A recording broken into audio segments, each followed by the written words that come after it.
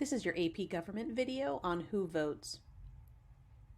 This particular video, we're going to talk about who actually turns up to cast a ballot in the United States. Remember, there are some people who are age eligible who choose not to vote, and there are some people who choose even not to register to vote. In the United States, our voter turnout is exceptionally low, especially when we compare ourselves to other comparable Western nations with advanced economies and democratic voting systems. Most of the other democracies have at least 80% to 95% voter turnout. In the US, even in a really big election like a presidential election, it's typically about 55% voter turnout.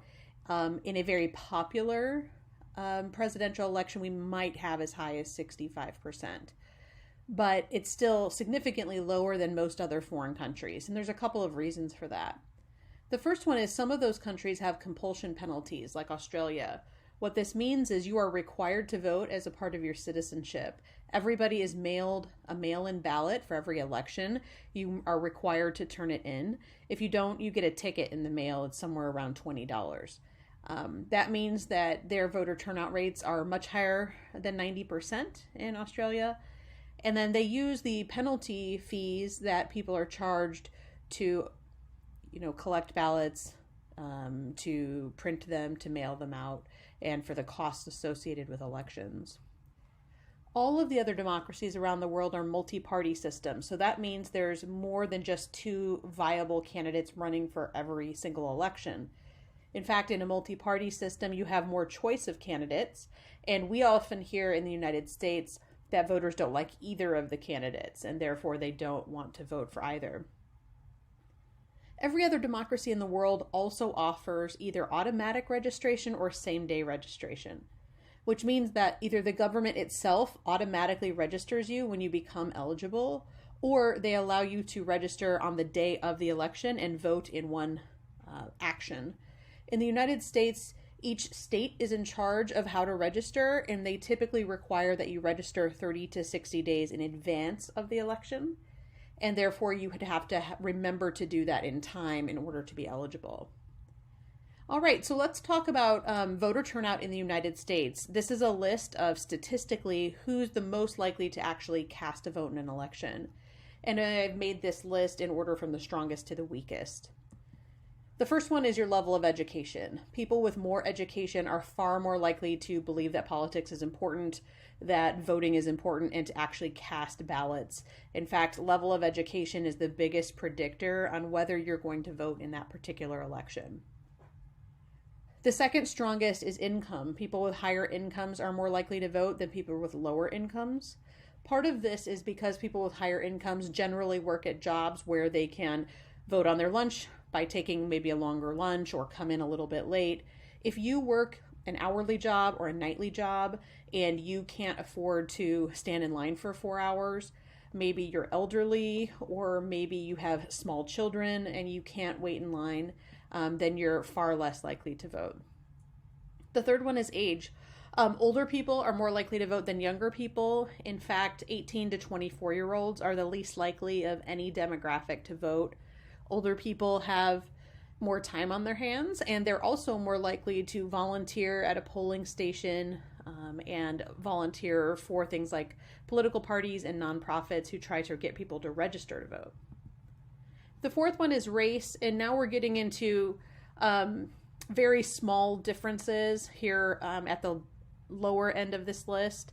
It has typically been through in maybe the last 50 or 60 years that white voters as a percentage of their total are more likely to vote than Black voters, Asian voters, and Hispanic voters. Again, I know we're kind of lumping people into one of these four categories, and there are certainly way more races than just these four. But there are many elections, several I should say, in the last 20 years where Black voters have actually turned out in higher percentages than white voters, including the Obama elections and the election in 2020. Hispanic voters are the least likely to vote, but they are changing that very, very quickly. In fact, they have been increasing their voter turnout about 200% in every election for the last 10 years. So Hispanic and Latino voters tend to be a big swing group. that lots of Republicans and Democrats are trying to get to register, and they're really starting to target a lot of their campaigning specifically to Latino voters. The fifth one is sex and gender differences. Women are actually more likely to vote than men. That switch came starting in 1992. Since 1992, women vote in slightly higher numbers than men. There are obviously other things that cause people to cast a ballot when they might not otherwise have. Sometimes it's the candidates. Like we said earlier, you hear a lot of people who don't vote saying, I don't like either candidate. So if there is a candidate that you really like, then you might actually sign up, register, and make it a priority to vote. Whatever the current political issues are, so a lot of times the campaigns really try to focus a particular political issue in their advertising, and that will drive certain people to vote compared to others. So let's say that a Republican candidate realizes that their base is very concerned about immigration. If they start to target their political messages and advertising about immigration, that is going to get some people who maybe didn't vote before to vote. Now, there's different types of voters as well. A rational choice voter is one who looks at both candidates equally. They weigh the pros and cons, and they go through their platforms, making some type of rational pro and con list for who they should vote for, and then choose whoever has the most pro arguments. But there are other ways that people vote as well. Prospective voting is looking forward. What do you think the biggest problems are going to be during the next administration?